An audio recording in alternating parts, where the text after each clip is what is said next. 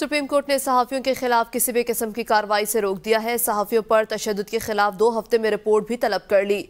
Chief justice ने हिदायत की है कि तनकीद पर कोई मुकदमा दर्ज करे, ना ही गिरफ्तारी की जाएगी। तनकीद रोक कर मेरा नुकसान कर रहे हैं, तनकीद रोकने के सख्त खिलाफ हूँ। तशद्दुद और इंतशार फैलाने का मामला ही अलग है।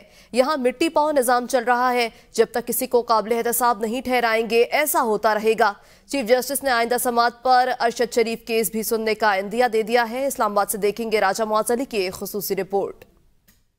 चीफ जस्टिस काजी फायजा की सरबराही में 3 रुकनी बेंच ने सहाफियों को हिरासत करने से मुतालिक नोटिस के केस की समाअत की। Press association of supreme court और Islamabad high court reporter association के नुमाइंदा पेश हुए। चीफ जस्टिस ने रिमार्क दिए, सहाफियों की ही नहीं जजेस की भी आजादी इजहार राय होती है। सुप्रीम कोर्ट ने केस निपटाने की बजाय 2021 से सर्दखाने में रख दिया। बार बार कह रहा हूँ, कब तक माजी की गलतियों को दोहराएंगे। हम तो गलतियां तस्लीम करने के लिए तैयार हैं। यहाँ तो बस मौका देखा जाता है। मैं सब गलतियां अपने सर बिल्कुल नहीं उठाऊंगा। मुझसे गलती हुई है तो मुझ पर तनकीद करें, अगर तनकीद नहीं होगी तो इस्लाह नहीं होगी। चीफ जस्टिस ने कहा कि अदलिया का मजाक उड़ाएंगे तो मुल्क का नुकसान होगा। फैसलों पर तनकीद सहाफी और आम शहरी कर सकते हैं। फैसलों पर नाजायज तनकीद की भी इजाजत होती है। जस्टिस मोहम्मद अली मजहर ने सहाफियों और यूट्यूब से मुतालिक कई सवालात उठाते हुए कहा कि जुबान का इस्तेमाल मुहतात होना चाहिए। जो कुछ यूट्यूब के थंबनेल में होता है वो वीडियो में नहीं होता। चीफ जस्टिस बोले कि तनकीद रोकने के सख्त खिलाफ हूँ। गाली गलोच अलग बात है, अगर कोई सहाफी तशद्दुद पर उकसाए तो अलग बात है। तनकीद इस्लाह के लिए होती है। सुप्रीम कोर्ट ने एफआई को नोटिस वापस लेने की हिदायत करते हुए रिपोर्ट तलब कर ली। आज समाअत के हुक्मनामे में लिखा गया कि तनकीद करना हर शहरी और सहाफी का हक है। मामला सिर्फ तनकीद तक है तो किसी के खिलाफ कोई कार्रवाई न की जाए। अटॉर्नी जनरल ने कार्रवाई न करने की यकीन दहानी करवाई। सुप्रीम कोर्ट ने अटॉर्नी जनरल और डीजी एफआई को सहाफियों के साथ मुलाकात करने की हिदायत करते हुए सहाफियों पर तशद्दुद के खिलाफ रिपोर्ट 2 हफ्ते में तलब कर ली।